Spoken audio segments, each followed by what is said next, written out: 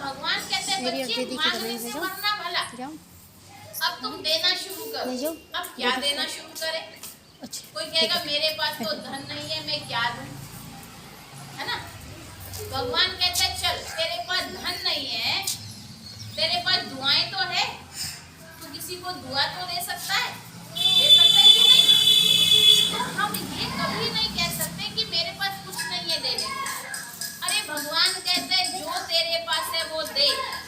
अगर तू सुख दे सकता है तो सुख दे, शांति दे सकता है तो शांति दे, किसी को सम्मान दे सकता है तो सम्मान दे, किसी को मीठे बोल दे सकता है तो मीठे बोल दे। कहते व्यक्ति था, अब वो व्यक्ति क्या करता था, जैसे लाइन में लगता था जहाँ पर सब अपने काम कराते हैं, जैसे बैंक की लाइन होती है, कोई दूध की लाइन होती है ना, कहीं ऑफिस में जाते हैं वहाँ भी लाइन होती है। तो वो लाइन में सब लगे हुए थे और बहुत लंबी लंबी लाइन होती है।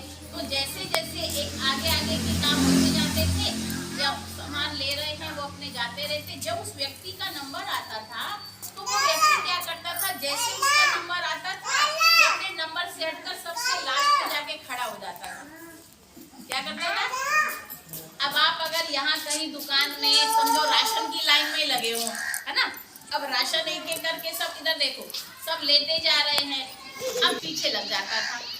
अब एक बार हुआ, दो बार हुआ, तीन बार हुआ, चार बार हुआ, तो जो व्यक्ति दे रहा था, सामान दे रहा था, उसने उससे पूछा कि भाई आपका जब नंबर आता है आप अपने नंबर से निकलकर लास्ट में लग जाते हो, ऐसा क्यों करते हो? कितनी मुश्किल से तो आपका नंबर आता है। तो उसने कहा, क्या कहा होगा बताओ, क्या कहा होगा? सुन रहे हो कि नहीं? हलचल में नहीं आओ। क्या कहा उसने?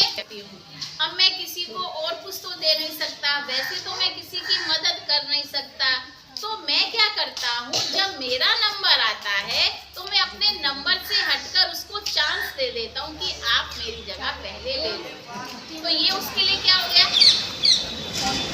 प्रेम की भावना हो गई ना, उसने उसको सुख दे दिया ना, उसने उसको अपना चांस दे दिया कि नहीं। तो ये भी उसने क्या किया, सुख दिया, भले वो गरीब था। अब वो गरीब ये कहे मैं तो किसी को कुछ दे ही नहीं सकता, मैं तो गरीब हूँ। तो भगवान हमें यही समझा रहा है, अमीर और गरीब की बात नहीं है, देने वाला सब कुछ दे सकता है। आप किसी को दुआ दे सकते हो, अपनी सीट दे सकते हो, है ना। जैसे बस में जाते हैं तो कोई बुजुर्ग होता है, कोई लेडीज होती है, उसके हाथ में बच्चा होता है, तो कई लोग क्या करते हैं, अपनी सीट देते हैं कि नहीं। और कई देखो अच्छे अच्छे जवान भी बैठे रहेंगे, उठेंगे नहीं, चाहे बूढ़ी माता खड़ी हो, चाहे कोई लेडीज खड़ी हो, चाहे बुजुर्ग खड़ा हो, और कोई इतने सभ्य होते हैं वो खुद उठ जाते हैं और अपनी सीट दे देते हैं। उनके लिए आपके मन से क्या निकलती है, दुआ निकलती है ना। उसने क्या किया, दुआ कमाई के नहीं, ये है दुआ कमाना। तो आज परमात्मा में यही सिखा रहे बच्चे, दुआएं कैसे कमाई जाए। तो दुआएं कमाने के लिए कोई धन की जरूरत नहीं है, आप दुआ किसी को भी चलते चलते भी दे सकते हो कि नहीं, है ना। आज कोई आपको अच्छी चीज दे देता है, आपके साथ अच्छा व्यवहार करता है, आप उसको दुआ दे सकते हो, है ना। तो संसार में देखो ऐसा नहीं मैं जिसको जानती हूँ उसी को दुआ दूँ। आज हम रास्ते में जाते हैं, कहीं देखते कोई बीमार है, आप हॉस्पिटल में गए, आप अपने मरीज को देखने गए, मरीज तो और भी वहाँ पड़े हुए सो रहे हैं, लेटे, उनके परिवार वाले भी बैठे हैं। तो हम जब अपने मरीज को देखने गए हैं, जितने भी मरीज वहाँ पर बैठे हैं, हम उनके लिए भगवान से शक्ति लेकर, शांति लेकर, संतुष्टि लेकर, मन से और बुद्धि से उन आत्माओं को दुआ दे सकते हैं कि नहीं, है? ये परमपिता परमात्मा शिव बाबा, मीठे बाबा, आप इनके भी पिता हो, आप इनके ऊपर शक्तियों का दान दे रहे हो, इनकी आत्माओं का कल्याण हो रहा है, इनकी बीमारी दूर हो रही है, ये सभी स्वस्थ हो रहे हैं, इनके परिवार में सुख शांति हो रही है ना। ये सब अपनी बीमारी को समाप्त करके ठीक होकर वापस अपने घर जा रहे हैं। ये क्या है, दुआएं हैं कि दुआ है कि नहीं। इसलिए भगवान कहते बच्चे, अब जो समय चल रहा है ना, अब किसी से भी हम बददुआ ना ले, जितना हो सके दुआएं ले और दुआएं दे। तो दुआएं लेनी भी है। अब कई बार क्या होता है, भगवान मुरली में हमें बताता है शिव बाबा, बच्चे किसी को दुख ना दो ना लो, कहता है ना, कई बार मुरली सुनी आपने। तो हम क्या कहते हैं, हमने तो सारा दिन ना किसी को दुख दिया ही नहीं,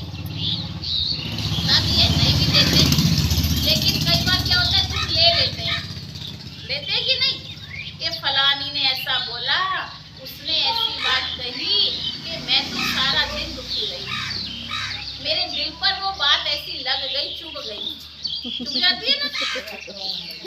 अब भाई दिया नहीं तो भगवान कहते हैं लिया क्यों? लेना अच्छी बात है, अच्छी बात है। अगर कोई अपने घर से गंदगी निकाल के कूड़ा दे रहा है तो आप कूड़ा लोगे? लोगे नहीं, लोगे ना। तो जब वो गलत बोल रहा है या गाली दे रहा है या मेरा अपमान कर रहा है, भगवान कहते हैं आप लो नहीं ना। आप लेते क्यों? अगर मैं आपको कोई चीज दे रही हूँ, आपने नहीं ली, वो चीज किसके पास रही? वही के पास रही ना, और ना मेरे पास ही रही ना। अब होता क्या है, वो दे रहा है जो मेरे काम की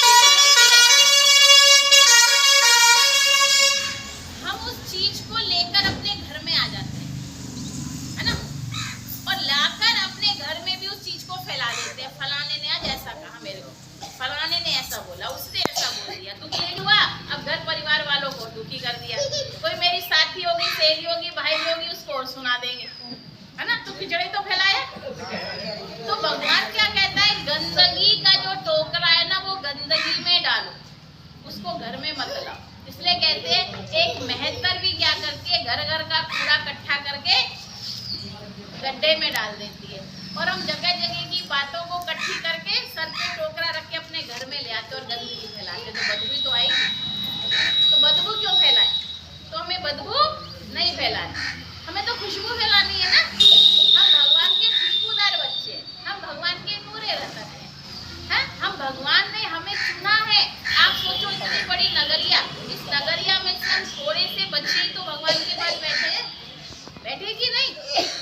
कितनी बड़ी नगरिया होगी आपकी, कितने सारी होगी, बहुत बड़ी है ना माता जी। लेकिन चंद आत्माएं यहाँ पर बैठी हैं, तो आपका भाग्य कितना उज्जवल है, आप कितनी महान और भाग्यवान आत्माएं हो कि आप भगवान के महावाक्य सुन रहे हो, हैं? आप भगवान को पहचान रहे हो। तो इसलिए अपने को कभी साधारण नहीं समझो, है ना। सदा अपने को सम्मान दो, मैं महान आत्मा हूँ, मैं बहुत सुखी हूँ। सुखी हूँ कि नहीं? अरे कहोगे अब समझोगे तभी तो सुखी होंगे। और दिन रात कहते जाओ मैं बहुत दुखी हूँ, मैं बहुत दुखी हूँ, तो क्या होगा? सुखी हो जाएंगे। मैं गरीब, मैं गरीब, मैं गरीब, तो अमीर बन जाएगी। तो क्या कहना पड़ेगा, मेरे जैसा कोई सुखी नहीं है, क्योंकि मैं सर्वशक्तिवान भगवान की संतान हूँ। भगवान का सर्व शक्तियों भरा हाथ सदा मेरे सिर पर है। तो जो भगवान मेरे साथ है, उसका हाथ मेरे ऊपर है, फिर मुझे किस बात का दुख है? मेरे साथ कभी बुरा हो ही नहीं सकता। हो सकता है? कभी नहीं हो सकता, क्योंकि भगवान कह रहा है ये ड्रामा कल्याणकारी है, ये संगम युग कल्याणकारी है, हम आत्माएं कल्याणकारी हैं, भगवान ने हमें विश्व कल्याणकारी बनाया है। तो वो कहते हैं बच्चे अब मैं आया ही हूँ इसलिए कि तुम आत्माओं को अपने साथ ले जाने के लिए, तुम्हें पूज्य से पुजारी से पूज्य बनाने के लिए। इसलिए हम देवताओं की पूजा करते हैं, क्योंकि ये पूज्य हैं। अब भगवान ये कह रहा है पूजा करने के साथ साथ इस ज्ञान को समझकर जीवन में धारण करके हम हमें पूज्य से पुजारी से पूज्य बनो, है ना। तो पूज्य बनना है तो क्या करना पड़ेगा? इसलिए कहा कि देवताओं के अंदर क्या गुण था? देने का गुण था। इसलिए मुझे देना है, सुख देना है, शांति देनी है। कहीं अशांति हो, कहीं घर में कोई कलह कलेश हो रहा हो, अब आपको पता है आप बीच में जाके उनको बचाने से तो आप भी लपेटे में आ जाओगे, है ना। इसलिए भगवान क्या कह रहा है, आप मन से तो शांति दे सकते हो, आप दूर बैठकर अपने प्रकंपन फैला सकते हो। भगवान से कनेक्ट हो जाओ, परमात्मा से जुड़ो, परमात्मा से शक्ति लो और उस परिवार को, उन आत्माओं को दो, है ना। तो जब आप परमात्मा से लेकर उनको दोगे तो आपकी जो मन के संकल्प है, शक्तियां हैं, उन आत्माओं तक जाएगी। जाती है कि नहीं? वो जाएगी आपके संकल्प। आप सोचो जब किसी की बद्दुआ किसी के पास जा सकती है तो क्या आपकी दुआ नहीं जा सकती? जा सकती है ना, बिल्कुल। तो 100% ये काम हो सकता है, लेकिन आपको करना पड़ेगा ना।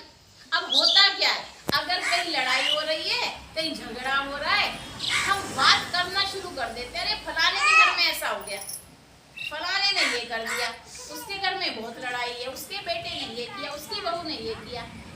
बातों को करने से हम कचड़ा ही फैला रहे कि नहीं? तो इसलिए भगवान बार बार हमें करने को क्या कह रहा है? जो करना है वो करते नहीं और जो नहीं करना वो कर रहे हैं। इसलिए हम